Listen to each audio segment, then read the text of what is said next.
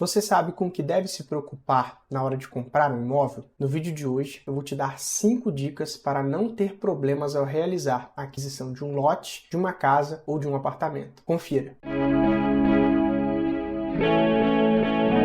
Olá, seja muito bem-vindo ao meu canal. Meu nome é Luan Olmo, eu sou advogado e hoje eu vou falar sobre um assunto muito importante para a maioria dos brasileiros, a compra de um imóvel. A maioria de nós compra um imóvel para realizar o sonho da casa própria, mas muitos também veem os imóveis como uma forma de investir o seu dinheiro. Meu objetivo aqui é dar dicas que você deve considerar como pontos de atenção para evitar ter problemas ao realizar o sonho ou o investimento comprando um imóvel. Entendido isso, vamos então para a primeira dica, que é: fique atento aos custos envolvidos. Além do valor que você vai pagar pelo imóvel, você deve ficar atento aos custos para a confecção da escritura e da transferência do imóvel. Eu sempre indico reservar 5% do valor do imóvel para esses custos. Então, se você está comprando um imóvel de R$500 mil, o ideal é reservar R$25 mil para arcar com essas despesas. Nossa, mas tanto assim? Tanto assim. Eu vou destrinchar melhor esses gastos a partir de agora. Para fazer a transferência do imóvel para o seu nome, você precisa pagar o ITBI, que é o Imposto de Transmissão de Bens Imóveis. Via de regra, o ITBI é de 2% sobre o valor da compra ou da avaliação, ou maior. Então, se você achou uma oportunidade e estiver comprando um imóvel muito abaixo do valor de mercado, a prefeitura pode mandar um fiscal avaliar o imóvel e você terá que pagar pelo valor de avaliação, que geralmente é um valor próximo ao valor de mercado daquele imóvel. Agora, se você estiver comprando um imóvel numa região supervalorizada e está pagando um valor maior que o valor de mercado,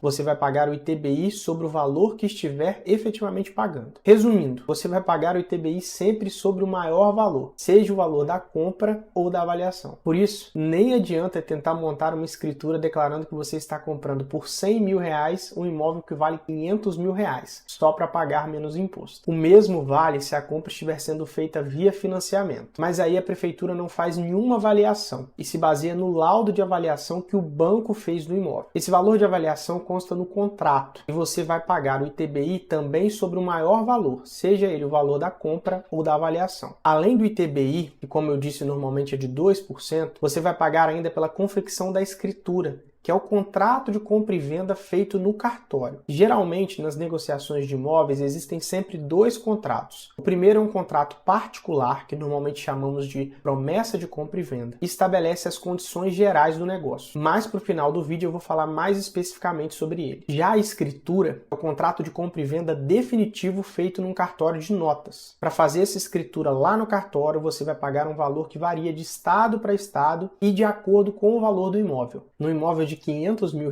você pagaria R$6.311 aqui no Espírito Santo. Isso em 2023. Os valores são atualizados anualmente. Se você estiver vendo esse vídeo no futuro, o valor pode ser maior. Mas para a transferência ser efetivada, além de fazer essa escritura, é preciso que essa escritura seja registrada no cartório de registro de imóveis. Só para vocês entenderem, sabe quando a gente compra um carro e o vendedor já passou o recibo preenchido no nosso nome? Então, fazer a escritura é como ter o recibo. A transferência de propriedade só acontece quando essa escritura é registrada no cartório de registro de imóveis. Eu estou explicando isso porque para fazer esse registro você também vai ter que pagar um valor. E esse valor também varia de estado para estado e de acordo com o valor do imóvel. Nesse exemplo de um imóvel de R$500 mil, o comprador pagaria R$ 3.966,77 aqui no Espírito Santo. Ainda falando sobre esses custos, quem compra um imóvel financiado geralmente economiza um pouco nesses valores. Isso porque quem compra um imóvel financiado não paga pela escritura. O próprio contrato de financiamento, que é o banco que emite gratuitamente, já tem força de escritura e pode ser levado a registro no cartório. Além disso, quem compra um imóvel financiado pelo Sistema Financeiro da Habitação, o SFH, tem desconto de 50% para fazer o registro desse contrato no cartório de registro de imóveis. Esse desconto está previsto no artigo 290 da Lei de Registros Públicos, a Lei 6.015 de 1973. Explicando de forma bem simplificada, esse Sistema Financeiro da Habitação é um sistema que permite que os bancos utilizem os valores depositados na poupança para fornecer crédito imobiliário. Mas tem alguns requisitos para isso. O imóvel precisa ser residencial e ter valor de compra de até R$1,5 milhão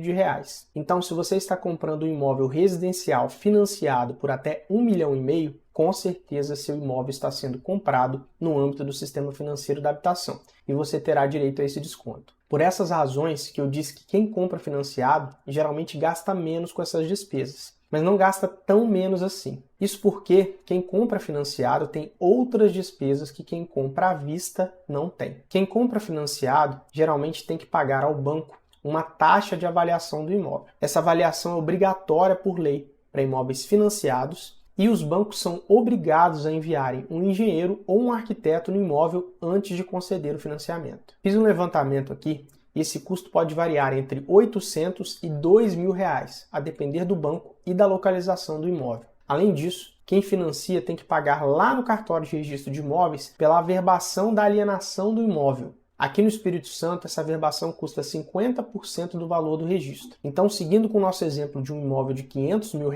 essa averbação custaria R$ 1.983,39. Para finalizar esse tópico dos custos, você pode ter que pagar um valor de laudêmio para fazer a transferência do imóvel. Isso acontece geralmente nos imóveis construídos em terreno de marinha ou aforados em alguma área de propriedade de prefeituras ou de igrejas. Mas fica tranquilo que essa é uma situação muito específica e não se aplica à imensa maioria dos imóveis. Você está gostando do vídeo? Esse conteúdo agrega algo para você? Se sim, se inscreva no canal e deixe seu like. Isso ajuda esse vídeo a chegar a mais pessoas. Ative as notificações também para não perder nenhum conteúdo. Bom, entendidos os custos envolvidos na compra de um imóvel, a segunda dica que eu dou é solicitar ao corretor ou ao proprietário a certidão de ônus do imóvel. Esse documento é muito importante. A certidão de ônus está para o imóvel, assim como a certidão de nascimento está para um ser humano. Esse documento traz o detalhamento do imóvel, como a área, a localização, a compartimentação interna, se já for uma construção, quantos quartos tem, etc. Além disso, esse documento traz todo o histórico de proprietários, quanto cada um pagou por esse imóvel, traz se o imóvel já foi a leilão e traz informações que vão ser muito importantes para você que quer comprar esse imóvel. Porque nessa certidão você consegue verificar se esse imóvel tem alguma restrição, como por exemplo, se ele está alienado a algum banco em virtude de um financiamento ou se ele está penhorado em algum processo judicial. Aí você pediu e te enviaram essa certidão de ônus. Depois de receber, a primeira coisa que você deve fazer é verificar se essa certidão ainda está válida.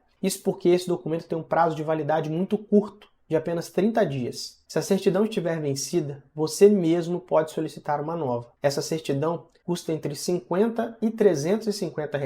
O valor vai depender do número de folhas que essa certidão vai ter. Lembra que eu disse que nessa certidão tem um histórico de todas as transações já realizadas com esse imóvel? Então, quanto mais transações já tiverem sido realizadas com esse imóvel, mais folhas essa certidão vai ter. Mas considerando o valor de investimento que você vai fazer na compra de um imóvel, o valor dessa certidão é algo irrisório. E para solicitar essa certidão é muito fácil, você consegue fazer isso da sua casa mesmo. Inclusive, você consegue solicitar uma certidão digital que tem a mesma validade jurídica de uma certidão física impressa em papel que você solicita indo diretamente ao cartório. Esse site é o eNotariado e eu vou deixar o link dele aqui na descrição. Para solicitar essa certidão, você vai precisar da matrícula do imóvel e do cartório de registro de imóveis onde esse imóvel está registrado. Se o corretor ou proprietário te enviarem uma certidão antiga, já vencida, você consegue esses dados nessa certidão antiga. É só olhar o cabeçalho, a parte de cima dessa certidão,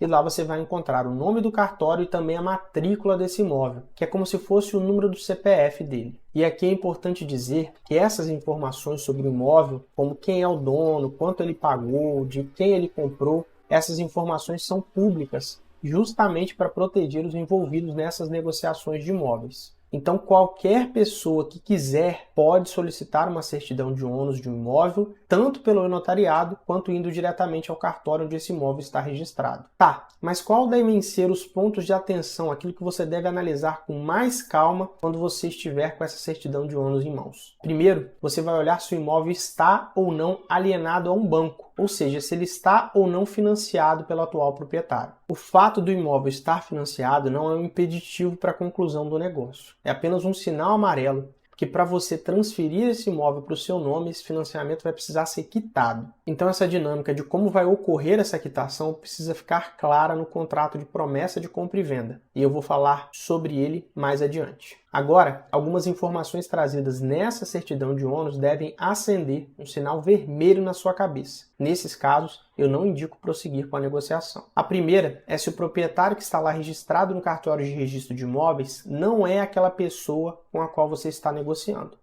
O porquê disso precisa ser esclarecido. Golpistas normalmente exploram o sonho das pessoas e ter a casa própria é um dos sonhos de muitos brasileiros. Por isso, se a pessoa que está te vendendo não for a mesma que está registrada como proprietária lá no cartório, fuja. E pelo amor de Deus, pessoal, não pague nenhum valor se antes visitar o imóvel pessoalmente. Se o vendedor ficar te pressionando a adiantar valores antes da visita e antes de terem um contrato escrito, fuja, porque também pode ser golpe. O segundo ponto que você confere na certidão de ônus e acende um sinal vermelho é se o imóvel estiver penhorado em algum processo judicial. Também recomendo não seguir com a negociação nesse caso.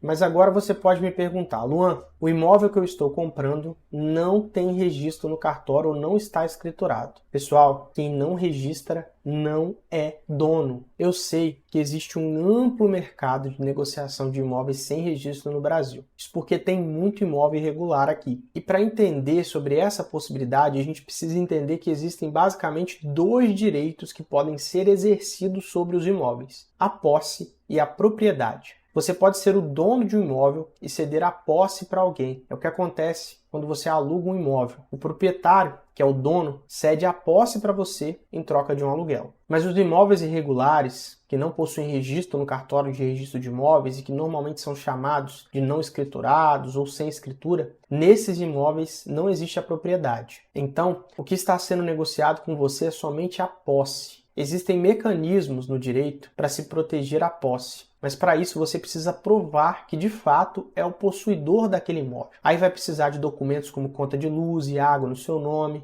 além de testemunho dos seus vizinhos. Já se você é o proprietário, basta apresentar uma certidão de ônus. O proprietário tem algo que chamamos de segurança jurídica. Por isso é difícil para qualquer advogado indicar a compra de imóveis que não possuem registro. Se vocês quiserem que eu grave um vídeo específico sobre esses imóveis sem registro, coloquem aqui nos comentários. A terceira dica na hora de comprar um imóvel é: tire as certidões negativas antes de pagar qualquer valor, porque a falta de alguma dessas certidões pode ser um fator impeditivo para a conclusão do negócio. Quando você for levar a sua escritura ou seu contrato de financiamento no cartório, o cartório vai exigir uma série de certidões negativas para fazer esse registro. E se você não apresentar, o cartório não registra e você não vai ser dono de fato do imóvel. O cartório vai exigir certidões negativas do imóvel, do vendedor e do comprador. Do imóvel, eles vão exigir uma certidão negativa de débitos de IPTU. A maioria das prefeituras hoje já oferece a possibilidade de retirar essa certidão pela internet. Você vai precisar apenas do número do cadastro imobiliário desse imóvel. Esse número você encontra no carnê de IPTU. Do vendedor e do comprador, o cartório vai exigir certidões negativas de débitos com a União, o Estado e o município onde residem. Do vendedor, vai exigir ainda uma certidão negativa de débitos com o FGTS, que é chamado de Certificado de Regularidade do FGTS, e uma certidão negativa de débitos trabalhistas. Todas essas certidões você retira pela internet. Eu vou deixar o link na descrição para emitir a maioria delas. Como eu disse, a ausência de uma dessas certidões é o suficiente para que o comprador não consiga registrar a escritura ou o contrato de financiamento e, via de consequência, não consiga transferir o imóvel para o seu nome. Por isso, recomendo que qualquer pagamento só seja realizado pelo comprador após verificar que o vendedor e o imóvel possuam todas as certidões necessárias. E aqui uma questão importante: a falta de uma dessas certidões não é um impeditivo para que você siga com a negociação. Qualquer detalhe já impede a emissão de uma dessas certidões. Então, o ideal é dar um prazo para o vendedor regularizar a situação. Para finalizar essa questão das certidões, tem um documento que não é obrigatório, mas eu sempre indico meus clientes a pedirem ao vendedor. Se o imóvel que você está comprando ficar num condomínio, é essencial que você peça ao vendedor uma certidão negativa de débitos com o condomínio. Assim você evita surpresas e, se o imóvel tiver débitos, essa dívida pode entrar na negociação. A quarta dica na hora de comprar um imóvel é avaliar a situação jurídica do vendedor.